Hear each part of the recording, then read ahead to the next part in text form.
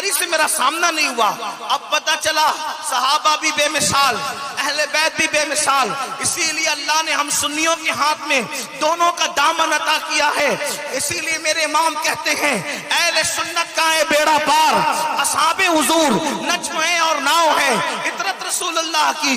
اب وہ جو مقدمہ رکھنا ہے آپ کی عدالت میں، آپ کے سامنے، آپ کے دروازے دل پر جو اپنے دل کا درد رکھنا ہے وہ یہ ہے، آپ نے سمجھ لیا کہ انبیاء کے بعد انسانوں کی جماعت میں صحابہ کا مرتبہ کیا ہے، صحابہ کرام کا مقام کیا ہے۔ اللہ اکبر۔ بعض روایتوں میں آتا ہے اگر صحابی مٹھی بھر جو دے اور غیر صحابی احد پہاڑ کے برابر سونا خیرات کرے تو دونوں ایکول نہیں ہو سکتا، دونوں برابر نہیں ہو سکتا۔ اس طرح کی بے شمار حدیثیں ہیں، اس کی تشریحات بھی ہیں، لیکن اللہ اکبر۔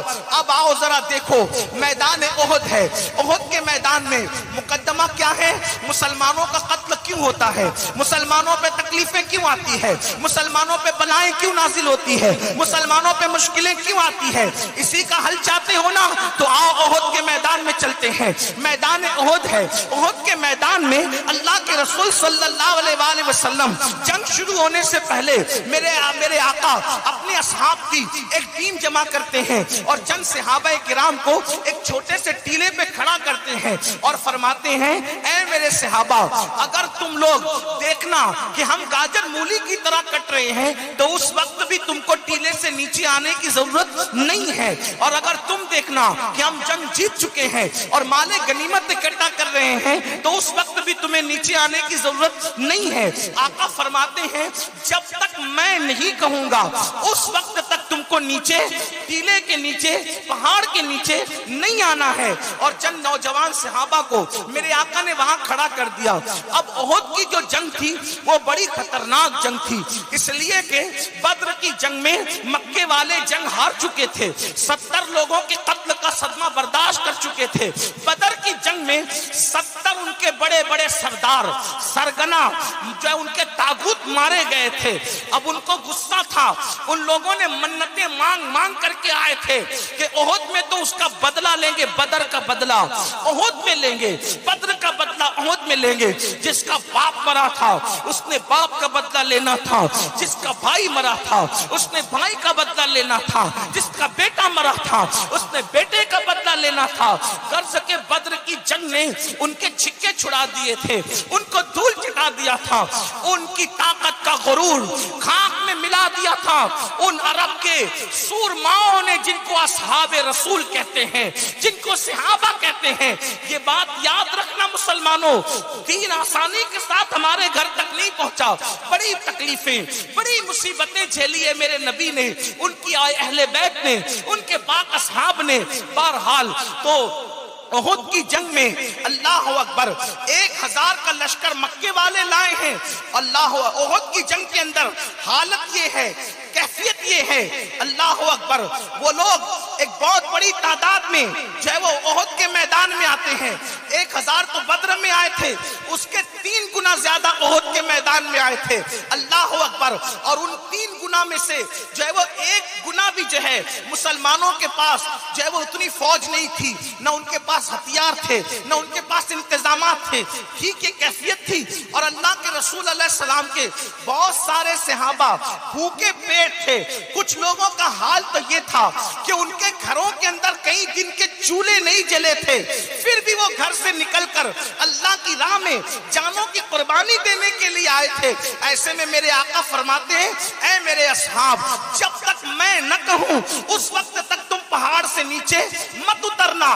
اور جنگ جب شروع ہوئی تو مکہ المکرمہ سے آئے ہوئے وہ بڑے بڑے صنادید، وہ بڑے بڑے طاغوت جو اب بھی غرور کے اندر اپنی تلواروں کو جو ہے وہ انتقام کی آگ میں تپا کر کے لائے تھے، وہ مسلمانوں کو توڑ دینا چاہتے تھے، مسلمانوں کو ہمیشہ کے لیے مٹا دینا چاہتے تھے، اللہ اکبر۔ لیکن جیسے ان مٹھی پر مسلمانوں نے مکے والوں پر، مکے کے مشرکین پر حملہ کیا، ایک ہی حملے کی تاب نہ لا کر، بیویاں چھوڑ کر، مال چھوڑ کر، سواریاں چھوڑ کر، جو کھانے پینے کا سامان لائے تھے، کپڑے لتے چھوڑ کر سب सब भागे।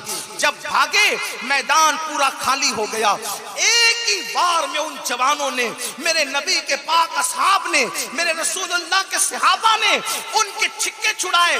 बद्र का रौब तो था ही, उहद के अंदर वो जम करके हमला किया कि वो सब मैदान छोड़कर भागे। वो तो मैदान छोड़ करके भाग गए, गोया के जंग मुसलमान जीत चुके। अब बहुत गौर से सुनना, मैं अपने जवानों की खुसूसी तवज्जो चाहता हूँ। आज के दुनिया के इस माहौल के तनाजुर में सुनना और गौर से सुनना। अल्लाह अकबर, ये वाकया बताना मकसूद नहीं है, वाकयात किताबों में भी है, आप पढ़ते भी हैं, आप सुनते भी हैं, लेकिन वाकये से हमें सबक क्या लेना है उसकी तरफ आपको तवज्जो करना है। जब वो मैदान छोड़कर मक्के के मुशरिकीन भाग गए तो उधर सहाबे किराम ने सामान इकट्ठा करना शुरू किया और फिर क्या हुआ, दो ग्रुप हो गए। उन दोनों सहाबा की जमात के अंदर जो पहाड़ पे खड़े थे, पहले तो उनके अंदर दो ग्रुप हुए। नंबर एक ग्रुप ये कहता था कि हमें अब टीले से नीचे उतर जाना चाहिए क्योंकि जंग खत्म हो गई और उनकी तादाद ज्यादा थी। दूसरा ग्रुप कहता था नहीं, क्या तुमको याद नहीं, अल्लाह के रसूल ने बार बार तंबीह की कि हम गाजर मूलियों की तरह कटे, फिर भी तुम पहाड़ से नीचे मत आना, और अगर तुम देखो कि हम गनीमत इकट्ठा कर रहे हैं फिर भी तुम पहाड़ से नीचे मत आना। जब अल्लाह के रसूल ने मना कर दिया तो हम पहाड़ के नीचे नहीं उतरेंगे। तो दूसरा ग्रुप उनको समझा रहा था कि देखो तुम फरमान को समझने में जो है वो उसकी मुराद तक नहीं पहुंच पा रहे हो। ये हुक्म अल्लाह के रसूल का उस वक्त के लिए था जब तक जंग जारी थी, जब तक जंग की शुरुआत थी। अब तो जंग खत्म ही हो गई, तो यहाँ खड़े रहने का फायदा क्या है। ये फरमान कब तक के लिए था, जब तक के जंग जारी थी तब तक के लिए था। अब तो जंग खत्म हो गई, हमें नीचे उतर आ जाना चाहिए। अल्लाह अकबर। तो जो दूसरा ग्रुप का जो थोड़े थे उन्होंने कहा देखो तुम्हारी जो मर्जी आए करो, हम उतर कर उस वक्त तक नहीं जाएंगे जब तक अल्लाह के रसूल हमें खुद बुला न ले। हुजूर ने कहा मेरी इजाजत के बगैर मत आना, अब हम क़यामत तक खड़े रहेंगे जब तक हुजूर न बुला ले। इसलिए कि हुजूर ने फरमाया कि जब तक मैं न कहूं तुमने नहीं आना, हम यही खड़े रहेंगे। उन्होंने कहा तुम उस मुराद तक नहीं पहुंचे।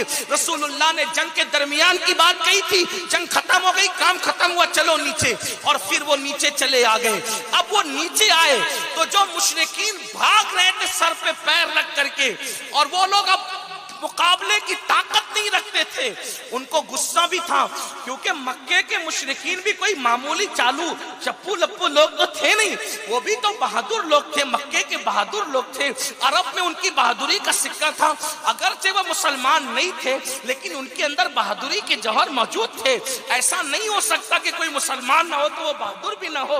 कुछ सिफात लोगों के अंदर मुसलमान न होने के बावजूद भी रहती है। बहुत सारे ऐसे लोग हैं जो मुसलमान नहीं है लेकिन उनके अखलाक कुछ अच्छे हैं, कुछ मुसलमान नहीं है, साफ सफाई रखते हैं, मुसलमान नहीं है, उनके अंदर भी निडरपन है, कुछ ऐसा होता है। अल्लाह अकबर। लेकिन ये और बात है कि अल्लाह ईमान वालों में सिफतों को जमा कर देता है, उसकी इंफरादियत एक अलग चीज है। लेकिन दुनिया के हालात में आपके सामने बता रहा हूं तो वो भी कोई मामूली लोग नहीं थे, और नाम लेकर के बता दूं कि वाकई मामूली लोग नहीं थे। अगर कोई मेरे दामने अकीदे पर यह कहकर धब्बा लगाएगा कि मैंने मक्के के काफिरों की तारीफ कर दी तो मैं जरा नाम भी ले लूं कि वो कोई मामूली लोग नहीं थे। उस वक्त हजरत खालिद इब्ने वलीद ने इस्लाम कबूल नहीं किया था और खालिद इब्ने वलीद मक्के के मुशरिकों के साथ आए थे। खालिद भी दौड़ करके जा रहे थे। जब खालिद ने देखा, हजरत खालिद बाद में वो मुसलमान हुए, और ये बात भी कह दूं किसी भी सहाबी ने इस्लाम लाने से पहले जो कुछ इस्लाम को नुकसान पहुंचाया हो, जब वो मुसलमान होकर सहाबी हो गए और रसूलुल्लाह ने उनको माफ कर दिया, तारीख का, इब्ने कसीर का, इब्ने कबीर का, इसका उसका, मैं तो ये इब्ने कबीर सिर्फ तंज के तौर पे कह रहा हूं, इब्ने असीर हो, इब्ने कसीर हो, कोई और हो, किसी का हवाला लेके किसी सहाबी को तान नहीं कर सकते। इसलिए कि जब रसूलुल्लाह ने माफ करके अपने दामने सहाबियत में जगह दे दी तो किसी को ये औकात नहीं कि जिसको नबी पनाह दे दे वो उसको बाहर कर दे। سبحان اللہ سبحان اللہ، نعرہ تکبیر، نعرہ رسالت، سبحان اللہ سبحان جس کو حضور پناہ دے دے، اب تم کون ہوتے ہو باہر کرنے والے؟ جس کو رسول اللہ مان دے دے، کون ہوتے ان پہ ٹپنی کرنے والے؟ تو میں نے خالد ابن ولید کا نام اس لیے لے لیا کہ بعد میں وہ سیف اللہ کہلائے، تو وہ سر پر پیر رکھ کر گویا کہ بھاگ رہے تھے وہ سب لوگ، لیکن جیسے ہی دیکھا کہ پہاڑ خالی ہو گیا، چند لوگ کھڑے ہیں، پورا پہاڑ خالی ہے، تو خالد نے جناب ابو سفیان سے اور دیگر لوگوں سے کہا دیکھو یہاں سے پھر پلٹ کر ہم حملہ کر سکتے ہیں، اور یہ کہہ کر کے اس کا فائدہ اٹھا کر کے وہ پلٹے۔ توجہ کرنا، وہ پلٹے، اور پلٹے تو مسلمان یہ سوچ رہے تھے جنگ ختم، جنگ ختم تو لڑنے کی پوزیشن میں کون تھا؟ جب سوچا جنگ ختم، ادھر سے مکے کے مشرکین پھر پلٹے، اور جب پلٹے تو مسلمانوں کو اس حالت میں انہوں نے پایا کہ مسلمان سامان اکٹھا کر رہے تھے، ایسے بھوکے بھیڑیے کی طرح ٹوٹ پڑے کہ اس کا نقصان یاد کر کر کے آج تک امت خون کے آنسو رو رہی ہے۔ کیا نقصان ہوا؟ رسول اللہ کو ان کی سواری سے نیچے ڈالا گیا۔ سیرت کے مورخین نے تو یہ لکھا ہے کہ حضور کو نیچے گرایا گیا، لیکن میرا مسلک ادب اور عشق و محبت اس کی اجازت نہیں دیتا۔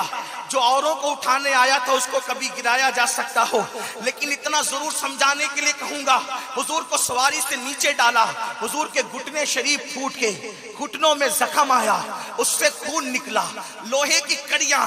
اب ذرا دل کے کان سے سننا، وہ چند لوگوں کا پہاڑ سے ہٹ جانا اور رسول اللہ کے فرمان کے خلاف عمل کرنا، نافرمانی نہیں کہہ رہا ہوں، خطا نہیں کہہ رہا ہوں، گناہ نہیں کہہ رہا ہوں، مراد رسول کو سمجھنے میں مراد رسول کو سمجھنے میں فہم نے وہاں تک کام نہیں کیا، بس اسی وجہ سے پہاڑ سے چند لوگ نیچے آئے اور حضور کے حکم کے خلاف بس ایک عمل ہو گیا، ایک عمل۔ اتنی اعلیٰ مخلوق جس کے جنتی ہونے میں کوئی شک نہیں، اتنی اعلیٰ مخلوق جنہیں فرشتے کیا خدا بند قدوس بھی پیار کی نظر سے دیکھتا ہے۔ میرے امام کہتے خدا ان کو کس پیار سے دیکھتا ہے جو آنکھیں ہیں محو لقائے محمد۔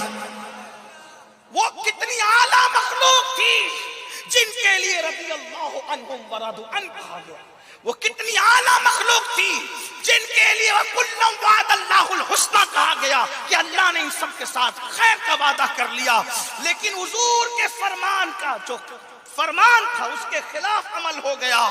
نقصان سنو میری قوم کے جوان، دل کے کانوں سے سنو، اور اگر واقعی امت کا درد دلوں میں موجود ہے تو یہاں سے سوچ کر کے جانا، اتنی افضل و اعلیٰ مخلوق سے اگر ایک عمل رسول اللہ کے فرمان کے خلاف ہو جائے تو نقصان کیا ہوتا ہے۔ حضور کو سواری سے نیچے ڈالا گیا، دشمن نے ڈالا، گھٹنے شریف زخمی ہوئے، حضور کے گالوں میں کڑی گھس گئی لوہے کی، خون کی پھواریں نکل پڑی، حضور کے دو دانت کا کنارہ شہید ہو گیا، جس کو ہم دندان مبارک کی شہادت کہتے ہیں، حالانکہ پورے دانت نہیں ٹوٹے تھے، پورے دانت شہید نہیں ہوئے تھے، وہ کنارہ شہید ہوا تھا، اس پر ابھی کوئی تفسیرہ نہیں کرتا، اس لیے کہ اب عنوان کی طرف آ جاتے ہیں۔ اللہ اکبر۔ اور پھر میرے نبی کے 70 اصحاب کی شہادت ہوئی، میرے نبی کے 70 صحابہ شہید ہوئے، اور ان 70 صحابہ میں سے میرے آقا کے چچا سید الشہداء حضرت امیر حمزہ کی شہادت ہوئی، مصعب ابن عمیر کی شہادت ہوئی، عبداللہ ابن جحش، اور بھی ان طرح سے حضرت شماس اور حضرت سعد، اس طریقے کے 70 اصحاب جو شہید ہوئے۔ اوروں کی شہادت کی طرف کیا جائیے گا، وقت ہو تو بات کریں، لیکن تھوڑا سا اشارہ دے دوں۔ جب حضرت امیر حمزہ کی شہادت ہوئی تو کاٹنے والوں نے ان کے ہونٹ کاٹے، کاٹنے والوں نے ان کی ناک کاٹی، کاٹنے والوں نے ان کی انگلیاں کاٹی، کاٹنے والوں نے ان کے سینے کو چیر دیا، اور سینہ چیر کر ایک خاتون نے اپنے ہاتھ میں لیا اور ہاتھ میں لے کر اس کو چبانا، کچا کلیجہ چبانا شروع کیا اور چبا کر کے تھوکا۔ آپ سے پوچھنا چاہتا ہوں، جس وقت اور میرے نبی نے اپنے چچا کا چبایا ہوا کچا کلیجہ احد کی زمین پہ پڑا ہوا دیکھا ہوگا، جس وقت اپنے چچا کے ہونٹوں کو کٹا ہوا دیکھ کر، انگلیوں کو کٹا ہوا دیکھ کر، ناک کو کٹا ہوا دیکھ کر، کان کو کٹا ہوا دیکھ کر، اور اس ناک، اس ہونٹ، اس کان کے ساتھ مکے والوں نے کیا سلوک کیا کہ اس کو ایک سوئی کے ذریعے سے دھاگے میں پرویا، ہار بنانے والوں نے اس کا ہار بنایا، پازیب بنانے والوں نے اس کے پازیب بنائے، بازو بند بنانے والوں نے اس کے بازو بند بنائے۔ یہ تاریخ ہے، یہ تاریخ ہے۔ اللہ اکبر۔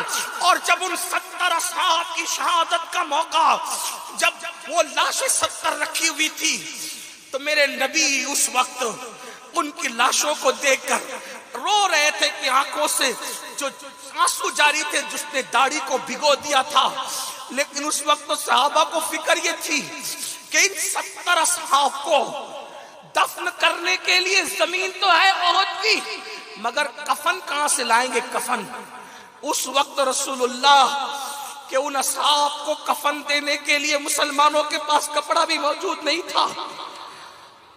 حالت یہ تھی کہ ان کو گھاس میں لپیٹا گیا، بازوں کو، یعنی ان کے جسم پہ گھاس ڈالی گئی، بازوں کو ایک کپڑا اڑایا گیا، ایک کپڑا